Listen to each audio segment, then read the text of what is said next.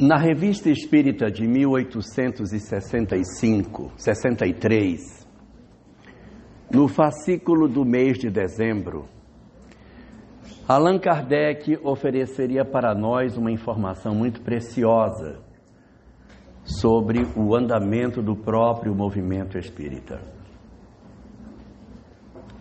É no fascículo de dezembro, no final da obra, acredito que seja a página 504, onde a gente vai encontrar essa mensagem de Kardec intitulada Das Lutas. Das Lutas é um texto que Kardec escreveu projetando o que aconteceria com o movimento espírita, destacando a história do movimento em 6 fases diferentes. Fase número 1. Ele chama de período da curiosidade. O período da curiosidade, apresentado por Allan Kardec, seria o período das mesas girantes, o período no qual as pessoas se reuniam, sem ainda ter uma doutrina codificada, para que se conversasse com as chamadas mesas e se obtivesse respostas. Foi um período muito interessante que se encontra registrado em diversas charges do século XIX, mostrando o quanto esse tipo de prática se tornou comum na sociedade parisiense, em que as pessoas se reuniam em determinados lugares, dotadas elas de mediunidade até sem saberem, e aí elas realizavam manifestações mediúnicas e indagavam os espíritos que nesse período costumavam responder a partir de toques, de batidas das pernas das mesas, ou a mesa estalava internamente. Uma batida era a letra A, 2 batidas era a letra B, e assim sucessivamente. Demorava demais para fazer um ditado, porque era pior do que um código Morse para poder fazer a comunicação. E se o espírito comunicante se chamasse Zuzu, eu podia esperar para terminar, né?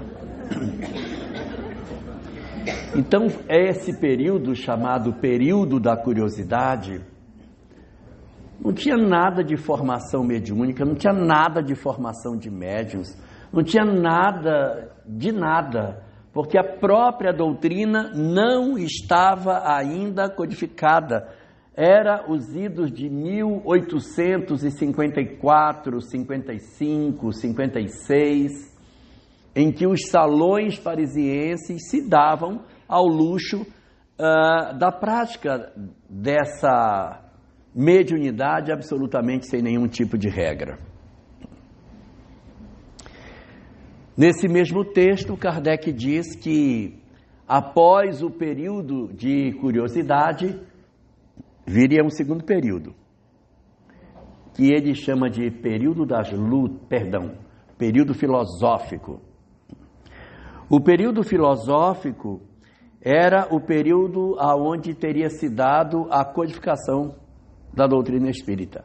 A hora em que a gente abandona aquela fase de curiosidade e ingressa numa condição diferente em que aquele conjunto de brincadeiras é conduzido para um fim mais sério, comunicações mais interessantes são produzidas e nós conseguimos ter a produção da obra O Livro dos Espíritos com a possibilidade de entender o mecanismo da vida pela ótica que os espíritos nos apresentavam.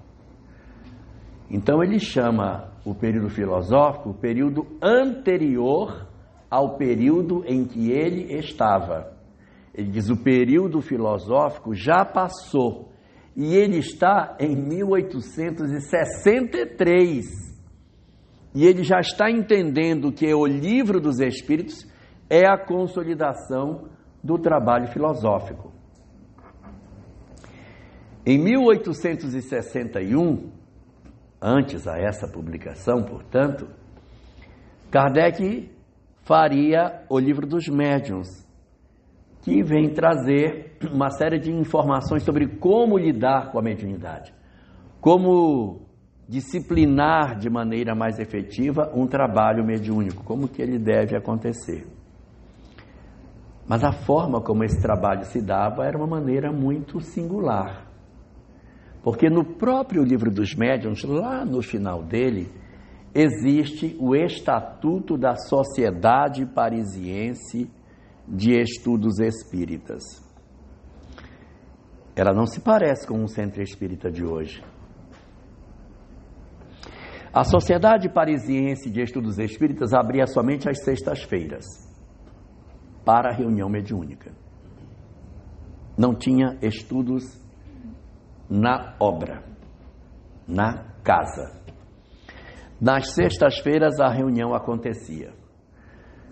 Duas sextas-feiras do mês eram reuniões privativas só para os membros da sociedade. E nas outras 2 quintas aconteciam reuniões que permitiam o ingresso de 2 pessoas que não fossem membros. Essas 2 pessoas tinham que vir a convite de algum membro. E os convidados só podiam vir 2 vezes. Na terceira vez, ou ele se torna membro ou ele não vem mais. Então a pessoa tinha o direito de fazer 2 visitas às reuniões, que eram reuniões mediúnicas. Eram reuniões realizadas com o objetivo de estudo, não eram reuniões como as nossas. E Kardec, reunido com os seus demais companheiros da sociedade, realizavam comunicações mediúnicas em que eles obtinham muitas informações preciosas sobre o andamento das coisas no mundo espiritual. Nessas reuniões das sextas-feiras, somente uma pessoa podia fazer pergunta para os espíritos: o presidente da sociedade. Então era um estatuto muito austero e com um desenho muito diferente em termos de reunião mediúnica daquilo que a gente tem hoje no Brasil. Muito diferente. As reuniões, elas eram de cunho científico, era para investigação.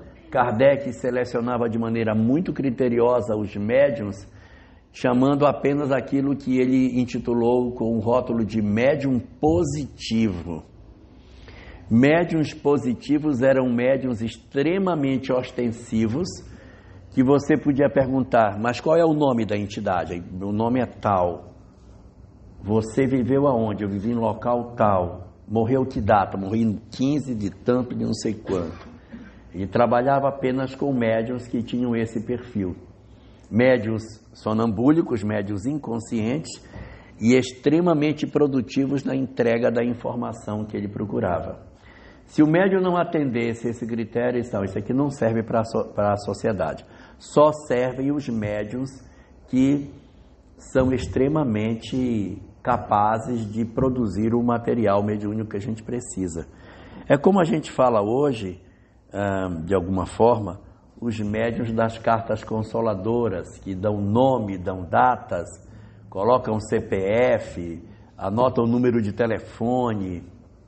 É uma coisa bem impressionante, determinada nitidez mediúnica que algumas pessoas possuem. Na época de Kardec, era esse padrão de médium que ele utilizava. E isso a gente está falando da segunda fase do movimento espírita. Como era a formação dos médiuns? Não tinha uma formação, não tinha um curso efetivo de médiuns.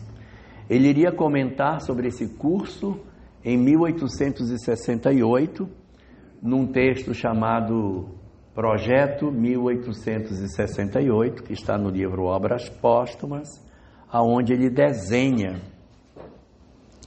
o que ele acha que o movimento espírita deveria fazer para que ele se desenvolvesse. E ele enxerga que a criação de um curso para a formação de médiuns, para que eles pudessem efetivamente realizar um trabalho, seria de grande valia para a edificação do movimento espírita muito maior e com uma divulgação da ideia de maneira muito mais pujante.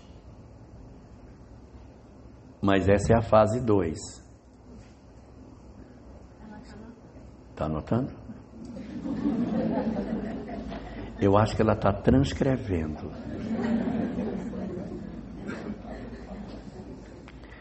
Fase 3. A fase 3, que Kardec diz que era a fase que ele estaria atravessando, ele intitulou chamar de período das lutas. Por que das lutas? Pela confrontação com os detratores da mensagem espírita. Era um período muito difícil. O próprio Leon Denis, quando ele trata sobre esse período, quando jovem, no movimento espírita, ele diz: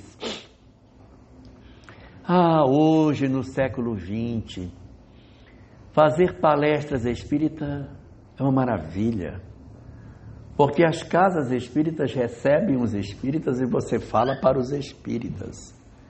No século XIX, a gente falava para os detratores. Então a gente levantava para fazer a palestra, uma pessoa levantava da plateia e dizia: isso é mentira, porque o professor fulano de tal fez um experimento e chegou à conclusão que isso assim. E aí você tinha que dizer: não, também não é verdade. Se você pegar o livro dele, ele diz. E aí você tinha que fazer réplicas e tréplicas durante as palestras, porque as pessoas iam para a confrontação nos ambientes de exposição dos conteúdos espíritas.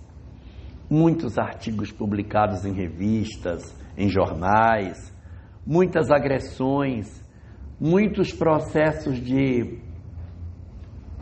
tentativa de desconstrução das verdades espíritas por uma quantidade significativa de pessoas. Na obra Afinal Quem Somos, escrita por Pedro Granja, ele diz que entre os escritores que o movimento espírita teve a oportunidade de se defrontar e que estudaram o fenômeno espírita, diz Pedro Granja, não há um só cientista que, tendo vindo estudar o fenômeno sem ideia preconcebida, não tenha se convencido de que ele era legítimo. Todos os que se tornaram detratores e que estudavam já vinham com a ideia preconcebida de que tinham que destruir o pensamento, embora alguns deles tenham mudado de opinião na medida em que foram se aproximando dos estudos, o que era muito comum. O período das lutas é um período diferente do período filosófico, porque no período das lutas muito material científico foi produzido. É a época de César Lombroso, de Ernesto Bozano, de Alexander Aksakov, e eles eram extremamente voltados para uma confirmação científica do fenômeno. César Lombroso, por exemplo, era um ferrenho opositor à mensagem espírita. Ele era um criminalista famoso. Quem estuda direito sempre se defronta com o pensamento de Lombroso, que ele tinha aquelas teses do criminoso, como é que era o dedo do criminoso, a cabeça do criminoso, o dedo do criminoso. Então ele tem, na área da criminologia, muitos estudos que hoje já estão até sendo contestados e até sendo revistos, mas ele tinha um biótipo de como é que é o perfil do criminoso. César de Lombroso era um ferrenho opositor à mensagem espírita. E ele vai a uma reunião mediúnica daquele período, uma reunião de materialização. Ele se senta lá e fica assistindo a reunião acontecer. Quando ele vê, sai da cabine de materialização uma mulher, coberta com um chale. Ela vem na direção dele e ele fica olhando e diz: não é possível. Quando ele vê a mulher que se aproxima, é a própria mãe dele materializada. Quando ele olha para a mãe, ele fica impressionado. Não. E a mãe dele, ao aproximar-se dele, diz: Filho mio. E aí é quando ele se desmonta. Porque na região de onde a mãe dele era, a expressão era filho mio. Em outras regiões mais fortes da Itália, onde a língua italiana era mais pujante e não o dialeto, era mio filho. E por ela falar no sentido inverso, era um indicativo claro de que ela não estava falando direto italiano, ela estava falando no dialeto da região de onde ele vinha. Ele fica profundamente impressionado com a presença da mãe coberta com um chale que aparece na reunião. E a partir dali a sua cabeça vai mudar e ele, que era um grande opositor, um grande detrator da mensagem espírita, se torna um dos seus mais fecundos escritores. Então é um período de muitas manifestações mediúnicas.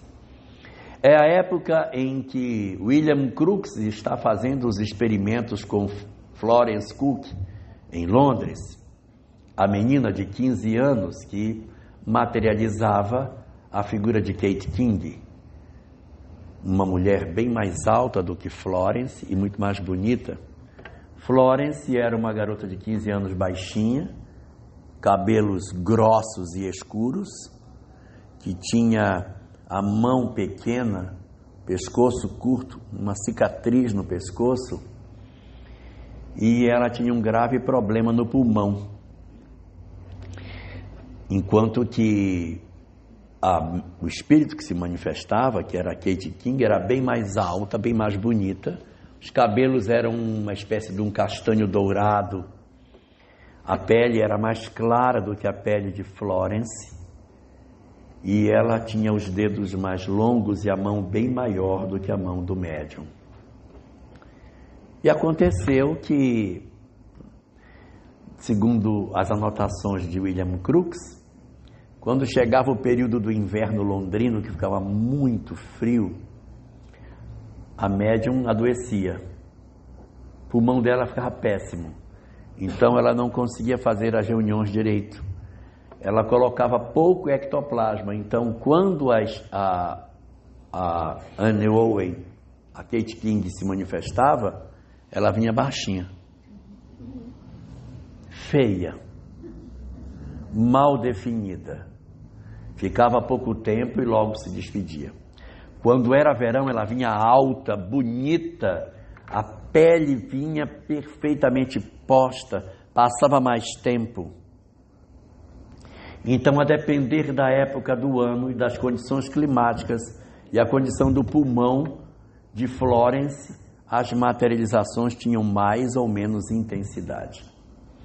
Então, o período das lutas era um período assim incrível de grandes médiuns europeus que se notabilizaram pela capacidade da produção de fenômenos fantásticos.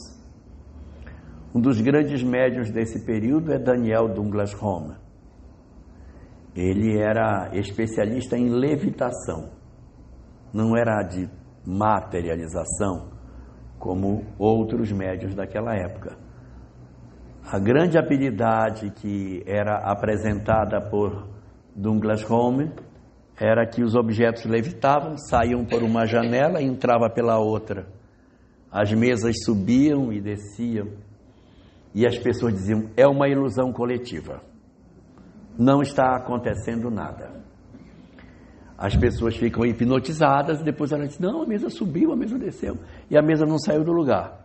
É isso que é a verdade para que todo mundo saiba. Então os espíritos mudaram de estratégia. A mesa subia, ia até o teto e de lá ela se jogava e se quebrava toda. Ilusão para quebrar uma mesa daquelas do século XIX, tá difícil. Ficava com dó do dono da mesa, né? Porque cada reunião quebrar uma mesa dessa é um custo danado, mas esses relatos estão anotados no período chamado o período que a gente pode chamar de período das lutas. E aí vem um quarto período. Kardec assinala naquele texto de dezembro de 1863 que ele enxerga que depois do período das lutas, um novo período iria acontecer. Era o período chamado período religioso do Espiritismo. Seria um período, segundo ele, em que as pessoas utilizariam as verdades espíritas como instrumento de fé e se converteriam a isso e viveriam essa doutrina como se fossem a sua religião. Foi o que aconteceu no Brasil. Foi o que aconteceu. Quando o movimento espírita aporta no solo brasileiro, ele entra no Brasil e vai se convertendo lentamente num processo religioso. Diferente do que acontecia na Europa, aonde o movimento espírita era mais visto como uma técnica, como um conhecimento do entendimento de como é a vida, sem uma aproximação mais efetiva das suas consequências morais. Aqui no Brasil, nós fizemos uma mudança muito grande no entendimento do que era o trabalho mediúnico. Essa mudança aconteceu com a chegada no movimento espírita de um personagem muito importante chamado Adolfo Bezerra de Menezes. Bezerra de Menezes, quando ele se aproxima das verdades espíritas, ele cria um formato de funcionamento do centro espírita que é totalmente diferente do modelo francês. Esse modelo que a gente tem no Brasil, de centro espírita que faz o que a gente faz, é herança de Bezerra.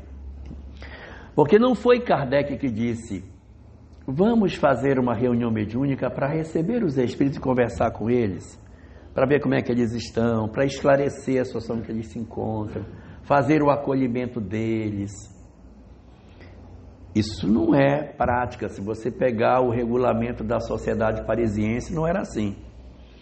Mas Bezerra diz: não, nós temos que criar no movimento espírita um trabalho efetivo de construção de uma reunião mediúnica de acolhimento. Então nós vamos fazer no Brasil o surgimento de uma nova proposta de como encaminhar a condução de uma casa espírita. A casa espírita, então, ela passa a ser um local de acolhimento do que padece.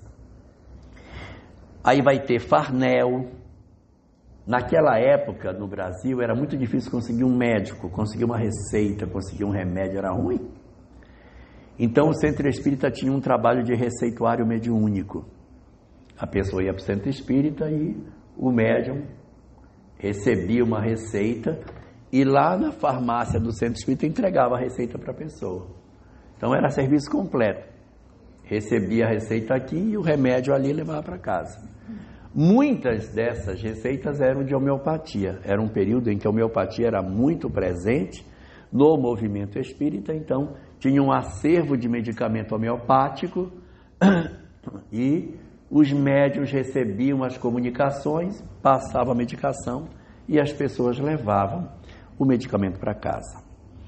E foi assim que nessa primeira etapa do movimento espírita brasileiro, a gente representou essa quarta fase do serviço religioso do movimento espírita. O que havia de estudo para a mediunidade? Nada. O movimento espírita não tinha estudo.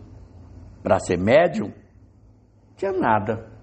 Nós não tínhamos uma formação para a criação de médiuns. As pessoas chegavam na casa espírita, ser médiuns ou vai para a mesa. Vai para a mesa. Se você pegar a obra de André Luiz, que é uma obra escrita nos anos 40, você vai ver claramente os centros espíritas com reuniões abertas.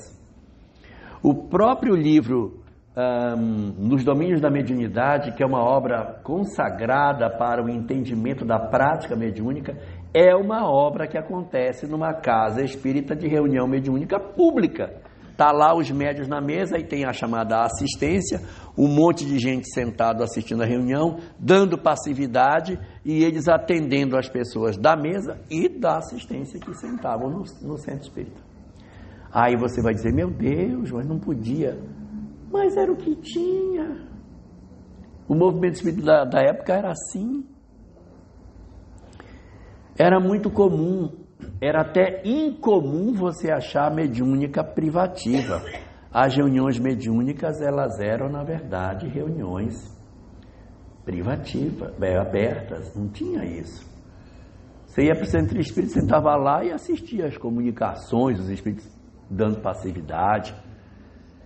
Nós precisamos passar por um período longo para que a gente conseguisse fazer uma revisão dos nossos conceitos, que Kardec diz que aconteceria quando o movimento espírita revisasse o seu modelo religioso, que seria a quinta fase. Existe uma quinta fase apresentada por Kardec, em que ele fala que é o momento do descolamento da parte religiosa para um modelo mais reflexivo do movimento. Em termos mediúnicos, isso vai acontecer quando as reuniões começam a ser privativas. Você começa a fechar as reuniões. Isso deu uma confusão na época, porque era um absurdo, as pessoas queriam participar da reunião e não podiam, que isso não era correto, que tinha que deixar a reunião pública. Mas o tempo se encarregou de nos demonstrar que essa era uma prática satisfatória, que era justo que nós assim trabalhássemos pela necessidade que a gente tinha de organizar. E é aí que a gente vai ver a importância do estudo na construção dos grupos mediúnicos. Na edificação dessa quinta fase, que é a fase marcada, Kardec chama de período intermediário, é o período no qual o movimento espírita se aparelha para enfrentar a última das fases, que é a fase final. Nessa quinta fase, o movimento espírita cria ferramentas poderosíssimas, como, por exemplo, o estudo sistematizado, o estudo da mediunidade. Hoje, no movimento espírita, nós não temos mais como prática usual do movimento a reunião mediúnica pública. Então não tem, ainda tem algumas casas que ainda praticam a reunião mediúnica pública, mas não é mais a prática corrente dentro do movimento. Como também nós não temos mais como prática do movimento pegar a pessoa porque é médium ostensivo e jogar a pessoa na reunião mediúnica. Agora nós temos uma outra forma de lidar com esse processo. Ao mesmo tempo, nós fortalecemos dentro das instituições a criação dos grupos de estudo. Atualmente, via de regra, os centros espíritas funcionam da seguinte maneira: a pessoa entra, participa da casa espírita, aí ela vai ingressar num grupo de estudo sistematizado, de um ESD, vai fazer o ERD todinho, são 3 anos. Terminado o ERD, ela pode ir para o EAD, se ela quiser, que é o estudo aprofundado. Ela pode ir para o estudo de Joana, ela pode ir para um estudo da obra de Kardec, ela pode ir para o estudo da obra de André Luiz, ela pode estudar Manuel Filomeno, ela pode fazer o estudo que ela quiser depois de feito o ERD, inclusive o estudo da mediunidade. Realizar o estudo da mediunidade, que vai lentamente nos organizando para que a gente se transforme num grupo mediúnico. O estudo da mediunidade, ele tem exercícios pequenos. Começa com 5 minutos, 5 minutos, 5 minutos, 5 minutos, 10, 10, 10, 10, 10, 10, 15, 15, 15, 15, 15, 20, 20, 20, 20, 20, 20, 25, 25, 25, 30, 30, 30, quando virou. Aí virou uma reunião mediúnica. Ele vai naturalmente se convertendo de uma coisa na outra. Mas as pessoas, evidentemente, vêm de um conhecimento prévio para realizar esse trabalho. É nessa fase que nós vamos encontrar uma obra espetacular sobre este assunto, chamada Diálogo com as Sombras, de Hermínio Miranda. Uma obra imperdível para aqueles que desejam participar do trabalho mediúnico. Porque é uma obra que vai nos orientar como que o grupo se forma, que o grupo não pode ser feito no laço, juntando pessoas. Quem quer? Então pronto, pega aqui todo mundo. Não, as pessoas têm que se conhecer e têm que se gostar. Se o grupo não se gosta, ele está fadado ao insucesso. Então você fazer um grupo em que tem aquela pessoa que aí você, mas ela é muito antipática, olha. Eu odeio conversar com ela, que a gente fala com ela e a dentadura fica balançando dentro da boca. Não consigo. Então se você tem, pior é que tem. Então se você antipatiza alguém, é difícil esse trabalho dar certo. Porque a pessoa está doutrinando e o outro está assim, está falando besteira, está falando besteira, está falando besteira. Não tem como dar certo. Não tem como dar certo. Não ajuda, não ajuda. Então, a primeira característica apontada por Hermínio Miranda na obra é que o grupo tenha que se gostar. Nós precisamos que o grupo se goste. Porque se o grupo não se gostar, meu amigo, o grupo está fadado a ser um grupo ou perturbado ou acabado. Porque eles vão brigar na reunião, vão se desentender. É uma coisa horrível. E aí o médium detesta o dirigente. Na hora que o médium incorpora, eu odeio você. Aí você não sabe mais se é animismo, se é mediúnico, se é mistificação, você não sabe mais nada. Mas você sabe que está sendo verdadeira a frase. E foi um período muito importante, esse período 5, porque foi um período em que a gente se aparelhou para o trabalho. Olha, eu sou de uma época das reuniões mediúnicas que acontecia cada absurdo. Tinha umas técnicas de doutrinação maravilhosas na época, em que o cara pegava assim um espelho e dizia: você já morreu, olha aqui, olha a tua cara, vê se essa cara é tua, dá uma olhada aí. Esse rosto é teu? Aí o espírito começava a chorar. Aí, pode chorar, porque você já morreu, você está morto. Quando não tinha o espelho, o doutor disse: não, porque eu não morri, tá doido que eu estou vivão, não morri. Então olha para a tua mão, vê se esta mão é tua. Ai meu Deus, essa mão não é minha. Você está no centro espírita. Gente, era de uma violência. E também tinha os rituais muito legais, sabe? O espírito terminava de dar a comunicação, eu não quero saber e tal. Aí o doutor dizia: você não vai. Você só vai sair daqui quando disser graças a Deus. Não vou dizer, então não vai. Vai ficar preso. Gente, o espírito ficava preso na reunião até lhe dizer, gemendo, coitadinho: graças a Deus, agora sim, você pode ir. Aí soltava. Eram umas práticas doutrinárias que eu não sei de onde esse pessoal tirou essas coisas, sabe? De confrontar, querer confrontar com o espírito. Você não sabe de nada, rapaz. Quantas vezes eu vi em reunião mediúnica a entidade se manifestar e dizer: olha, é o seguinte, quem está falando aqui é o poderoso. Poderoso nada, rapaz. Você não tem poder de nada, você não manda nada. Você é um espírito sofredor, que poderoso que você é. Imagina a confusão que isso gerava. Eu lembro que eu era da Juventude Espírita na época, e o Alberto Almeida era o doutrinador da reunião mediúnica.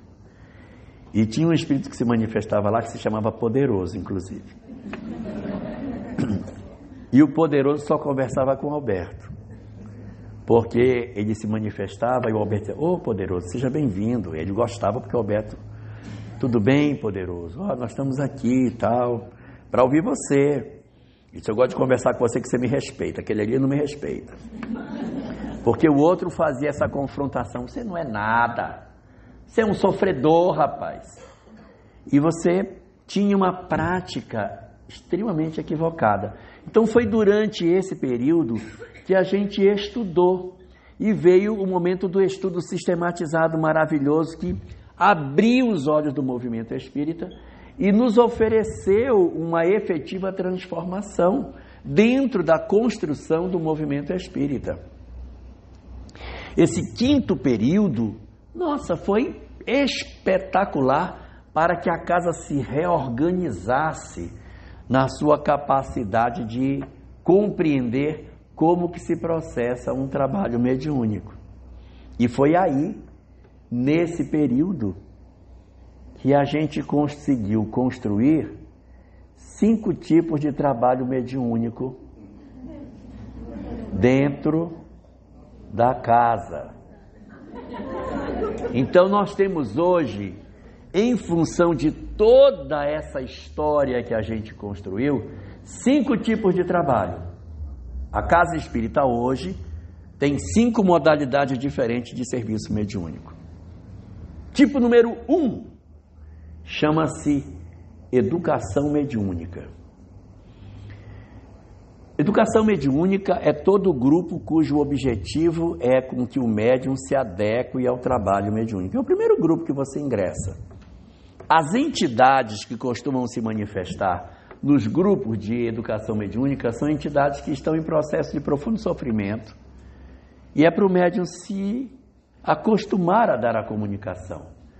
Então, as comunicações da educação da mediunidade são casos simples, espírito que não sabe que desencarnou, espírito que está dentro de casa, espírito que está perambulando pela rua, entidades que perderam a noção do que está acontecendo, algumas que estão em locais de sofrimento do mundo espiritual, algumas entidades que acompanharam outros e que acabaram ficando dentro da instituição. Então, não são espíritos violentos, agressivos, odientos, são muito mais entidades que padecem e que precisam muito de amor no trabalho de entendimento. Então, esse é o primeiro tipo. Quanto tempo a pessoa vai ficar num grupo de educação mediúnica? Não tem tempo. Pode passar a vida inteira e não sair da educação da mediunidade. Às vezes o grupo mediúnico da casa é só um, aí vai ser educação, porque não tem outro. Só que o grupo de educação ele tem médiuns iniciantes, pessoas que ainda não estão muito acostumadas ao trabalho mediúnico. Naturalmente, sem que ninguém force, sem que seja obrigado a baixar um decreto para isso, mas você vai sentir com o tempo que você poderia ir para um segundo grupo, um segundo tipo de trabalho. O segundo tipo de trabalho que existe é feito de médiuns experimentados, não são médiuns iniciantes, são médiuns que já têm aí uma caminhada em mediunidade, já viram muitas coisas, já não tem mais dúvida sobre fenômenos anímicos, já assistiram a doutrinações mais esquisitas, outras menos, estão já acostumados com isso. Eles constituem um grupo onde não tem mais iniciante. Todo mundo faz parte dele, já se conhece há bastante tempo, já é um pessoal velho de casa, e eles agora fazem um outro tipo de trabalho. Esse trabalho chama-se atendimento espiritual. O grupo de atendimento espiritual é diferente do educação da mediunidade, porque na educação da mediunidade, educação mediúnica, o grupo tipo 1, o foco é no médium. O foco é no médium. Aonde você diz, fulano, ele vai aprender que quando o doutrinador fala, ele tem que calar a boca. É ali na educação mediúnica que ele vai aprender que o doutrinador está falando, ele tem que ficar caladinho, esperando o doutrinador acabar e mentalizando no que o doutrinador está falando. E quando o médium fala, o doutrinador também cala a boca, para ouvir o que o espírito tem para comentar. É lá que a gente vai aprender que na doutrinação você se aproxima e deixa o médium falar primeiro. Você não entra falando. O espírito se manifesta, meu irmão, você está aqui no local, tá? Calma, deixa o cara falar. Deixa ele dizer, pelo menos a história dele, para você conversar.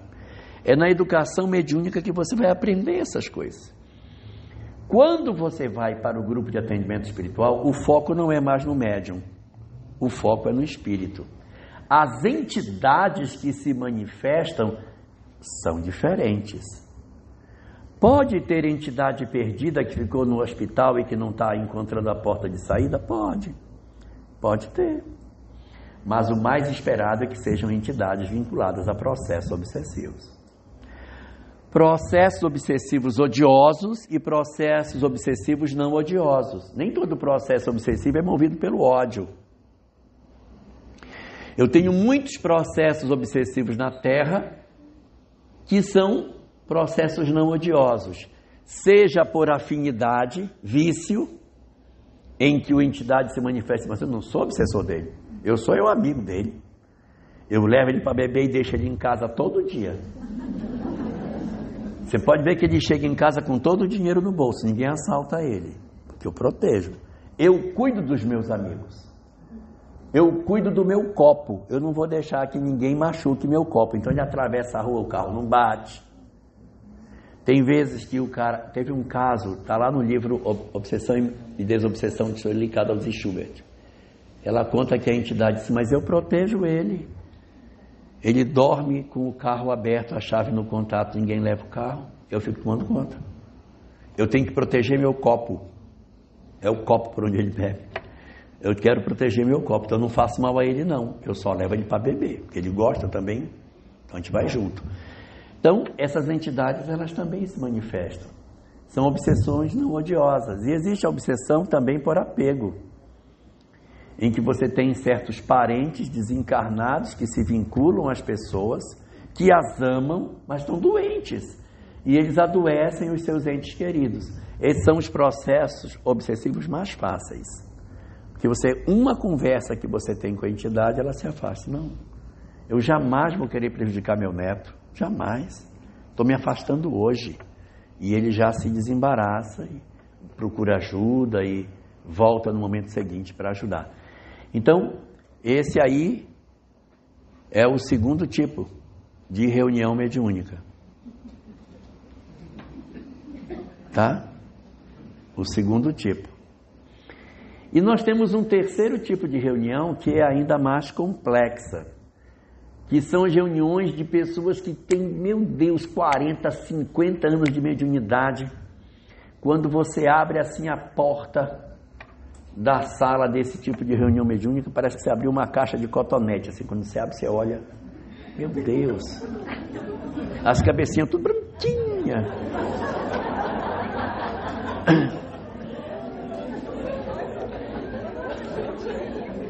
É a chamada reunião de desobsessão. É um grupo pequeno, não é um grupo grande. O grupo de educação da mediunidade, ele não deve ser muito grande, o primeiro. Ele deve ter no máximo 12 pessoas, às vezes tem um pouco mais, mas não é bom, porque dificulta para você atender as entidades. O grupo de atendimento espiritual, às vezes é um pouco menor, tem 8, 6 médiuns, menorzinho. E o grupo de desobsessão ele é menor, tem 6 pessoas, 4, às vezes tem 8, mas são grupos pequenos, sempre os grupos mediúnicos são pequenos. O grupo de desobsessão são grupos muito antigos e só pega pedreira. Os médiuns do grupo de desobsessão é para acabar, meu amigo. São doutrinações que demoram um tempo, que não é assim, pronto, não, tudo bem, outro vai, não tem assim. É conversa, tem que ouvir, ponderar, compreender. E para você trabalhar num grupo de atendimento à entidade obsessora, tem uma condição essencial e inarredável para isso. Você não pode ter medo da entidade. Porque existe uma tendência muito grande de você ter medo. Você vai para uma reunião mediúnica e o Espírito diz assim, eu vou acabar com vocês. Eu acompanho cada um de vocês. Eu vou destruir um por um. Eu vou entrar no lar de vocês e vou acabar com vocês. Vou destruir vocês. Vocês vão chorar e muito. E se você não tem estrutura, você fica com medo da entidade. Porque o que ela quer, na verdade, é impor medo. É só isso que ela quer. E a grande habilidade que a gente tem que ter é fazer a seguinte leitura: se ameaça é porque sofre. Eu tenho que ter a condição, e essa é uma condição de muita habilidade, Bruna, que é a habilidade de olhar para quem grita e dizer: se grita é porque sofre. Diz Joana de Ângeles que toda criatura que está em desequilíbrio emocional está em sofrimento. Se ele está em desequilíbrio emocional, ele está sofrendo. E eu preciso entender que essa agressividade, essa violência, é o escudo que ele está utilizando para não acessar o seu eu profundo. Então ele ameaça para que você não acesse o eu profundo dele. Você precisa ter, no fundo do coração, a capacidade de ver aquele que ameaça e dizer: está sofrendo demais. É alguém em sofrimento. E não dar ouvido à ameaça. Dar ouvidos para o seguinte raciocínio: ele precisa de ajuda, ele precisa ser ajudado. Então esse seria um grupo assim que nem todas as casas possuem, e é um grupo muito seleto, muito fechado, que funciona diferente do trabalho do atendimento espiritual. O primeiro grupo, chamado Educação da Mediunidade, é um grupo solteiro, ele funciona por ele mesmo, já está funcionando ali. Já o grupo de atendimento espiritual, ele é um grupo casado. A reunião mediúnica é casada com o trabalho de atendimento espiritual que a casa faz. Então a casa tem atendimento fraterno, palestra, passe, água fluidificada, não tem aquele trabalho que você faz, que as pessoas são recebidas, faz o acolhimento, atende, conversa, uma palestrinha mais moral, mais curtinha, dá o passe, aí fala do evangelho no lar, de fazer prece. Esse é o atendimento espiritual. Essas pessoas, elas são levadas, os nomes dela, para a reunião de atendimento espiritual. Então é uma proposta diferente. Porque na educação da mediunidade o grupo funciona sozinho, ele é solteiro. Esse não, ele é casado com o atendimento espiritual. Se você tem na casa um trabalho de atendimento espiritual, o razoável é ter paralelo a esse grupo uma reunião mediúnica, que geralmente, mas não obrigatoriamente, funciona no mesmo horário do atendimento espiritual. Está tendo a palestra aqui, no andar de cima, no andar de baixo, na sala do lado, a reunião mediúnica está acontecendo. Alguns desses grupos que trabalham no atendimento espiritual, eles têm como prática ler o nome das pessoas durante a reunião. Vai começar a reunião, então vamos ler o nome das pessoas. Fulano de tal, fulano de tal, fulano de tal, fulano de tal. E tem muita gente que diz assim: mas não precisa, os espíritos não são bestas, eles sabem. Para que eu vou ler o nome das pessoas se os espíritos já sabem quem está em tratamento? Para que eu vou lembrar se os espíritos sabem? A gente lê o nome, não é para que os espíritos saibam, é para que os médiuns registrem as entidades que vão se manifestar.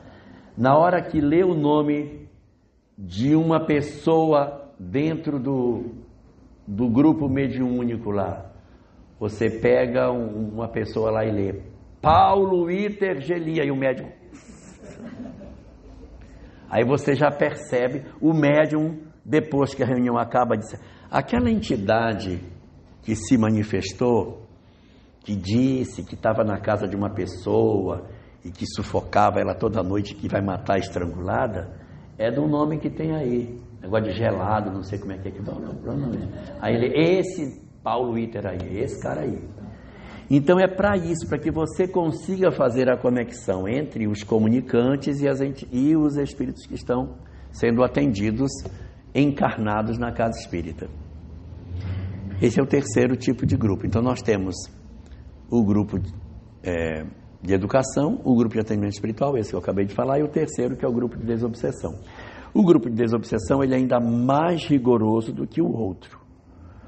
Bem mais rigoroso, bem mais fechado, pessoas bem mais experientes.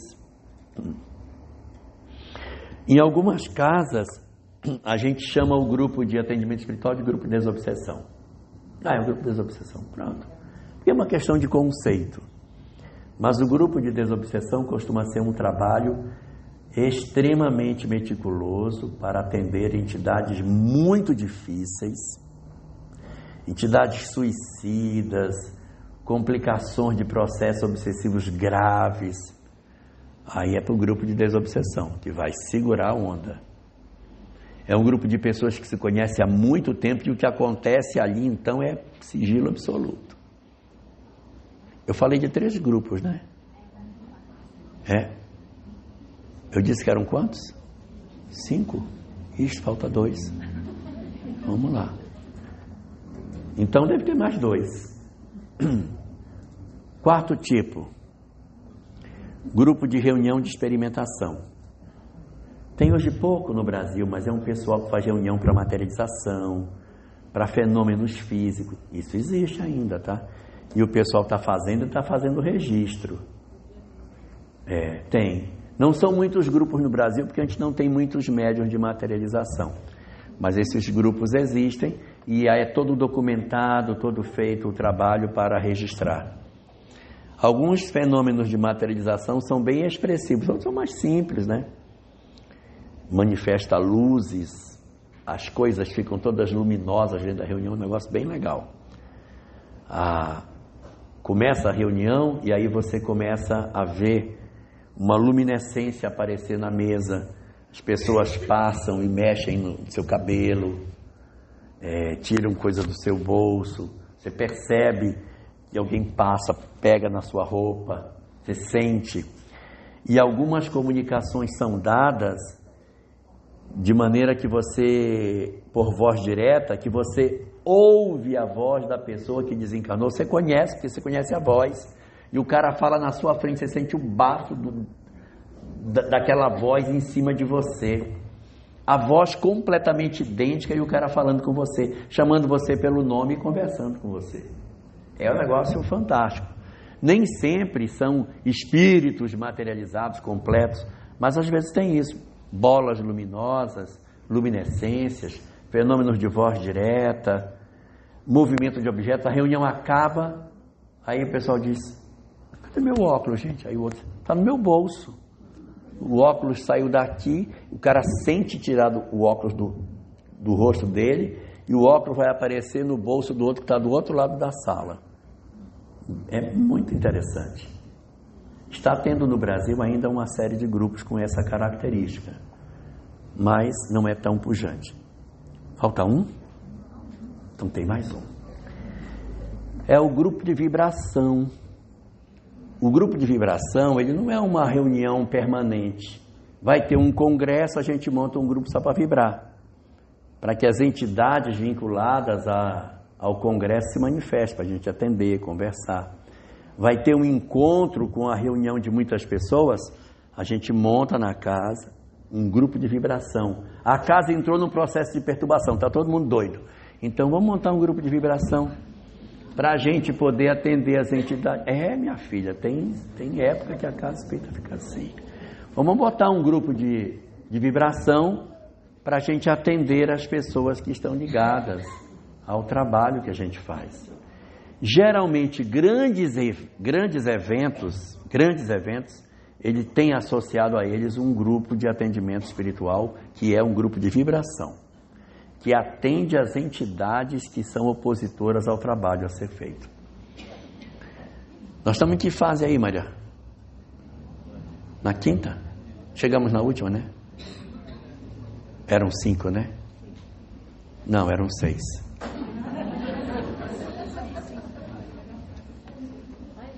Cinco tipos de reunião, mas eu disse que eram 6 fases. Então está faltando uma, pelo amor de Deus. A 6ª e definitiva fase do movimento espírita, a gente está entrando agora. Essa é a boa, porque é a fase em que a mediunidade vai ser usada durante o período da transição planetária, que o trem está virado de ponta cabeça. Agora é que o negócio vai ser. Por quê? Porque no começo da tarde eu estava falando que uma das técnicas da gente lidar com os nossos inimigos era segurar os inimigos no mundo espiritual. Mas quando chega na transição planetária, solta tudo. Porque para eu provar que eu sou bom, não posso ficar só convivendo com os meus. Eu até comentei, e se viver de só quem vos amam, que recompensa tereis? No final dos tempos, no período da transição planetária, solta todo mundo. E quem for bom vai ficar de pé. Não é necessário ninguém ficar preocupado com isso, porque já está todo mundo solto. Ou vocês não perceberam? Se não perceberam, assistam meia hora de televisão, vocês vão perceber que o trem está virado. O que acontece no período de transição planetária? As entidades mais difíceis precisam de uma oportunidade de renascimento. Precisam. Porque o tempo está se fechando e elas, se não vierem agora, vão vir quando? São nossos irmãos, precisam de uma chance. Porque do mesmo jeito que a gente encarna e não faz o que quer, eles também podem vir e mudar e fazer o que Deus quer que seja feito. Então eles podem mudar. Se uma dessas entidades mudar, já é um ganho maravilhoso para o planeta se a gente conseguir mudar um. Já pensou? Pegar um cara desse da história que foi muito violento e esse cara acordar para a vida? Vai ser maravilhoso. E certamente alguém vai dizer, mas é injusto conosco, né? Soltar esse monte de louco na sociedade. Não é, Helena? Mas aí é a grande questão. Só os lobos caem nas armadilhas feitas para lobos. Nós não precisamos temer o mal. Nós precisamos nos fortalecer contra ele. E como é que a gente se fortalece? Vontade, conhecimento espiritual, contato com a natureza, meditação e etc. Que é para a gente se fortalecer nesse período. Por quê? Porque nós iremos enfrentar, e eu não estou falando de futuro, é de presente, nós iremos enfrentar a maior crise psicológica, psiquiátrica que a humanidade já viveu. Nós já estamos enfrentando. Nós nunca tivemos tanto adoecimento mental como estamos tendo agora. E existem muitas pessoas que dizem assim, mas depois da pandemia o pessoal nem voltou.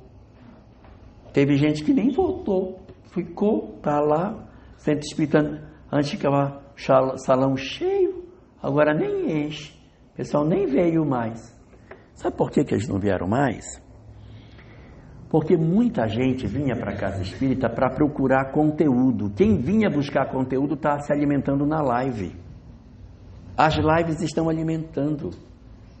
5 grupos diferentes estão sendo alimentados na live. Anota aí, Maria Antônia. 5 grupos diferentes estão se alimentando nas lives. São eles, os acamados.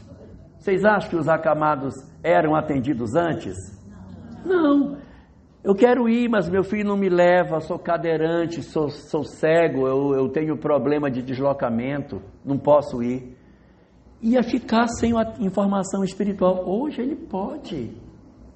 Segundo grupo que hoje está sendo atendido com as lives e que provavelmente não volta para a casa espírita, os impedidos pela família.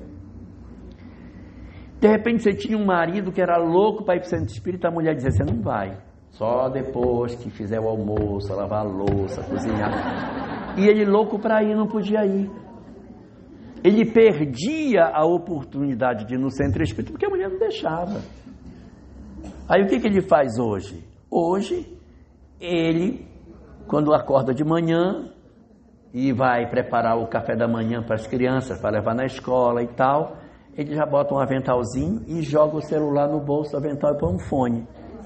A mulher nem sabe que ele está ouvindo a palestra. No que ele está lavando louça, lavando roupa, passando roupa.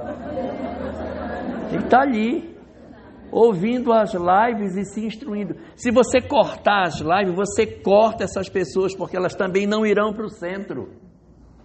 Então esse segundo grupo também está atendido. E dos que puderem ficar em casa e serem instruídos, eles não irão. Terceiro grupo, Estava conversando ontem com o Bonés, terceiro grupo, os medrosos. Tem uma galera que tem um pavor de ir no centro espírita. Porque quando ela entrar, o espírito vai pular no pescoço dela. Vai comer o pescoço.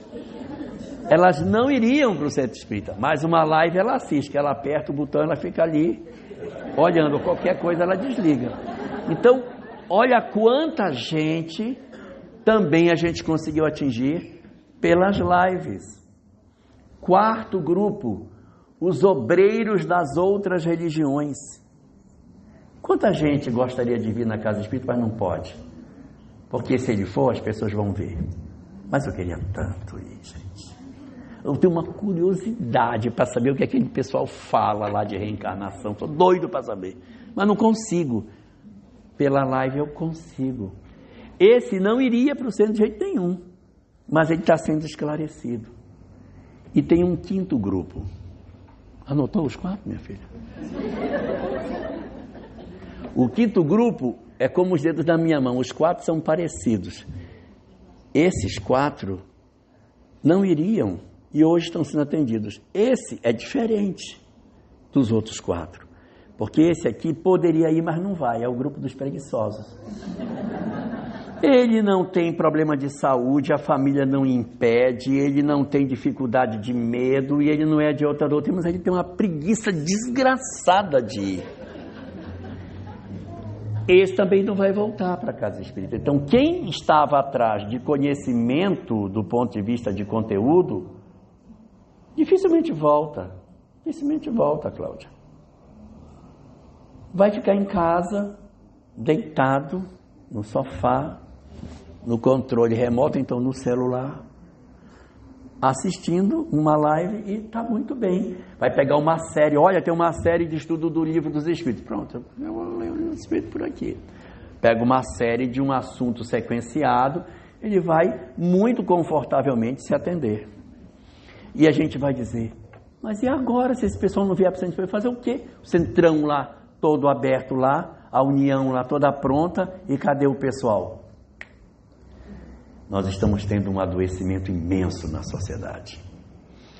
Está na hora de nós ingressarmos na 6ª fase, Dona Maria Antônia. É a hora de nós ingressarmos na fase chamada da regeneração social, que Kardec falava, em que a gente vai oferecer a mensagem espírita para socorrer a humanidade doente. Eu falo sem ufanismo e sem vaidade, mas nós temos a melhor mensagem para socorrer a sociedade doente. Nós temos a melhor mensagem. Nós temos a melhor mensagem para socorrer os processos obsessivos, porque a gente fala do que é mediunidade e temos a reunião mediúnica para acolher essas pessoas. Nós somos a melhor mensagem para o luto, porque nós temos a possibilidade de falar que a vida continua e termos a possibilidade de provar que isso é verdade. Nós somos a melhor mensagem para o adoecimento psíquico, da ansiedade, da depressão, pela possibilidade de falar sobre a obsessão, pela possibilidade de mostrar para as pessoas como é que as coisas funcionam. Nós temos um poder de transformação absurdo na medida em que você consegue colocar para as pessoas esse material à disposição delas. Então, o trabalho de atendimento espiritual que a gente pode fazer na casa espírita é o melhor serviço da atualidade. Está todo mundo muito doente. E se vocês quiserem saber o quanto nós estamos doentes, façam só um experimento. Vamos suspender toda a medicação tarja preta por 1 ano no Brasil. O que vai acontecer? Eu não faço nem ideia. Porque está todo mundo tomando esse trem. Daqui a pouco a gente já não sabe mais nem quem nós somos, porque a gente diz assim, bateu o carro, que ótimo, bateu. Tá bom. Não tem problema. Eu vou levar o carro. Eu já nem sei mais quem eu sou, porque eu estou tão medicado que eu acho, não, eu sou uma pessoa super tranquila, mas eu estou todo medicado. Eu preciso saber quem eu nem sei quem eu sou, eu já não sei mais quem sou eu. Porque eu sou quem eu sou sob o efeito da medicação que eu uso. E a nossa sociedade está encharcada disso. E a gente precisa, é claro que a gente não vai arrancar o remédio de uma hora para outra, mas a gente precisa ir fazendo um trabalho de ressignificação da vida para que a gente possa se aproximar de maneira efetiva de uma nova realidade.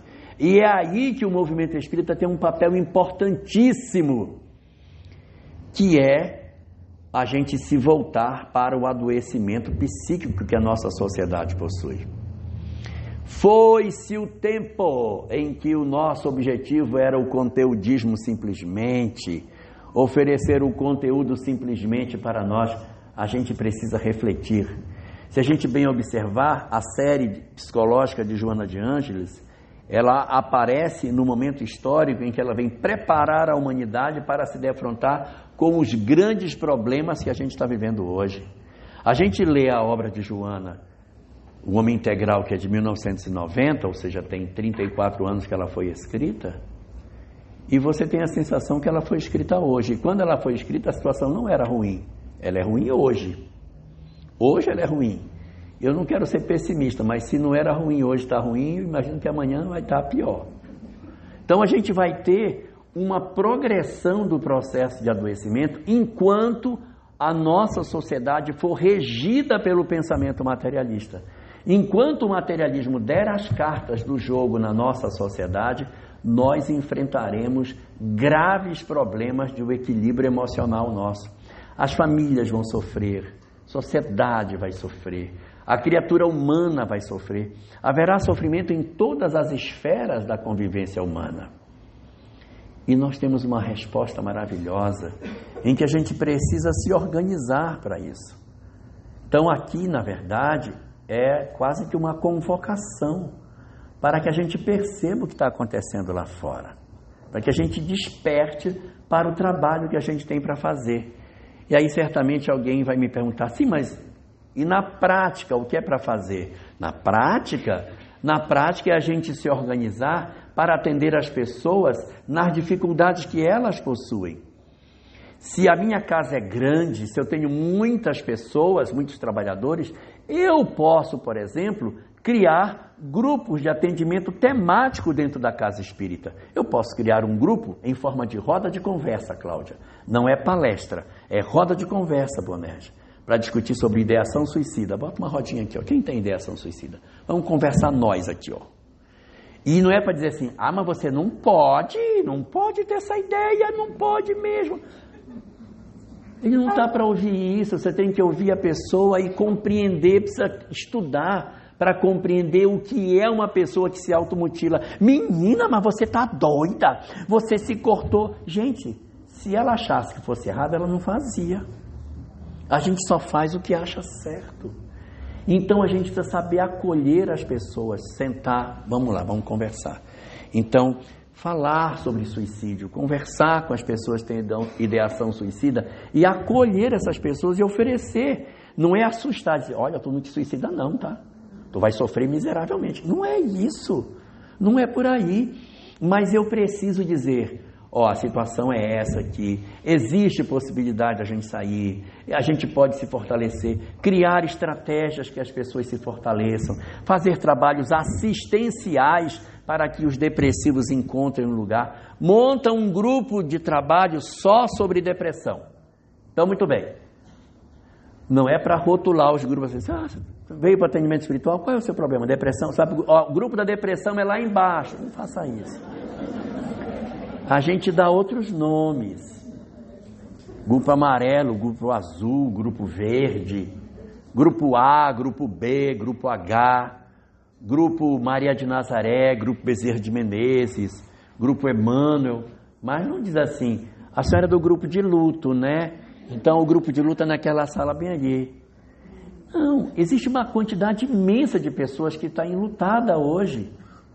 E por que a gente não monta grupo de atendimento ao luto? O que nos impede? Por que não faz? Por que não faz um grupo para acolhimento das famílias que estão enfrentando o problema da drogadição? Por que não faz? Por que a gente não faz isso? O que é que nos impede? A gente só não faz isso pelo mesmo motivo que o sapo não lava o pé, sabe? Porque nós temos toda a instrumentação para fazer. Toda a instrumentação. Não é para fazer um palestrão, para atenção, palestra para quem vai se suicidar. Não é isso. Não é isso. Até porque a palestra para grande público, para adoecimento mental, não surte o mesmo efeito de uma roda de conversa. Então é grupos pequenos, Bonerge, é pegar a sala aqui, vamos pegar aqui na sala da evangelização, muito bem.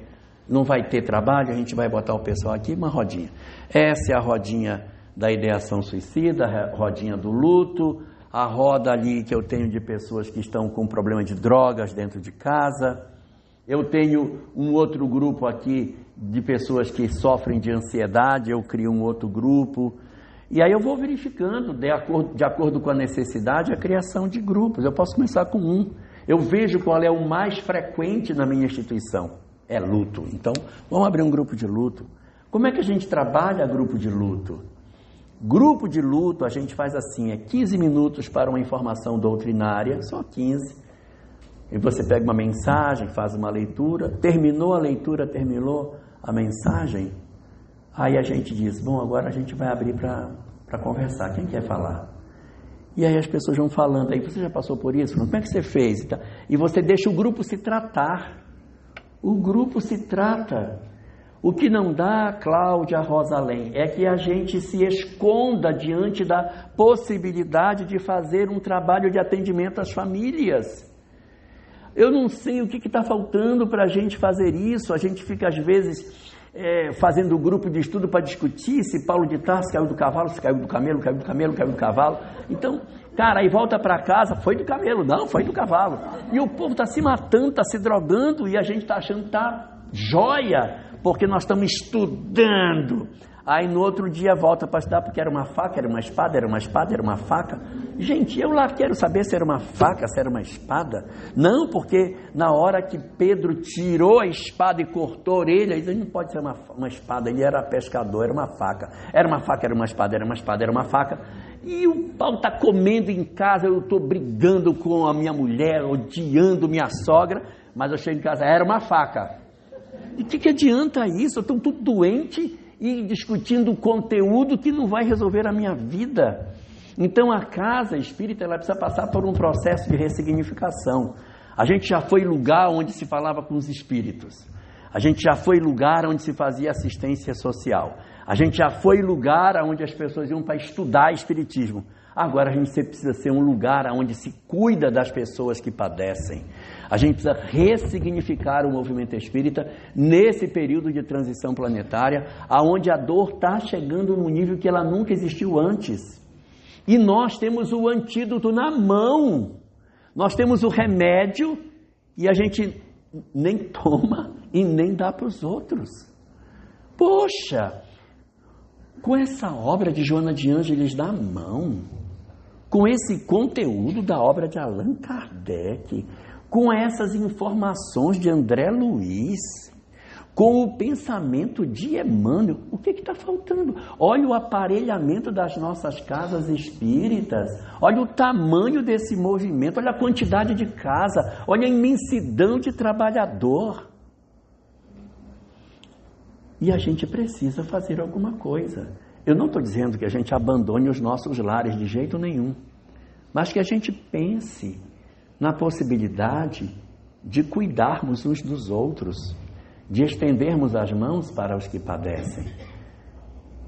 Certamente a nossa sociedade nunca enfrentou um momento tão difícil como esse. E nós poderemos dar uma excelente contribuição nessa mudança.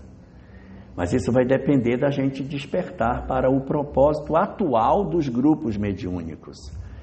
De sermos grupos para ter o trabalho de atendimento espiritual acontecendo aqui e o grupo mediúnico para dar suporte.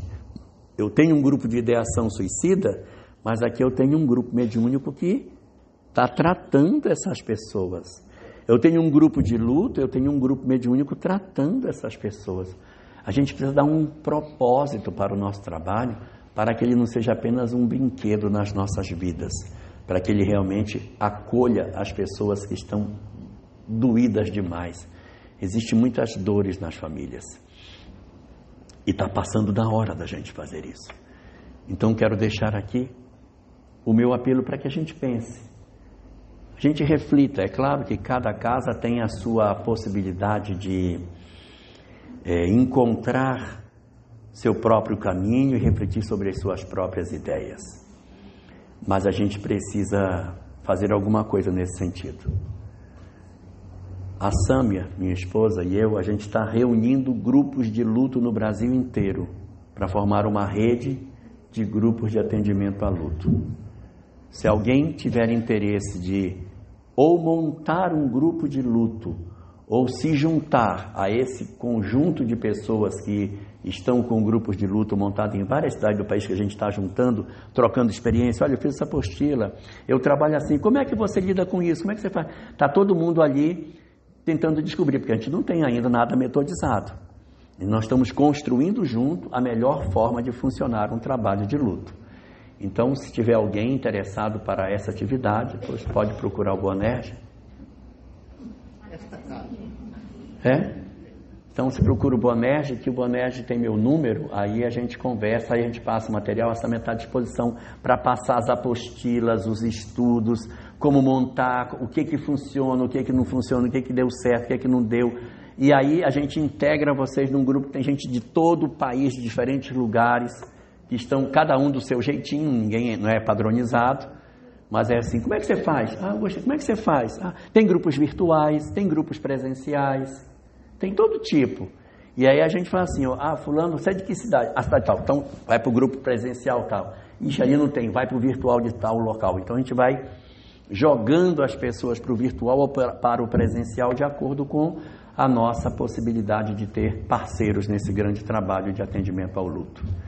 Então deixo aqui o meu abraço a todos e que a gente aproveite, porque nós estamos na última fase do nosso movimento espírita, a fase da regeneração social, que depende fundamentalmente da nossa compreensão do valor desse conhecimento para a transformação da humanidade em que vivemos. Muito obrigado a todos.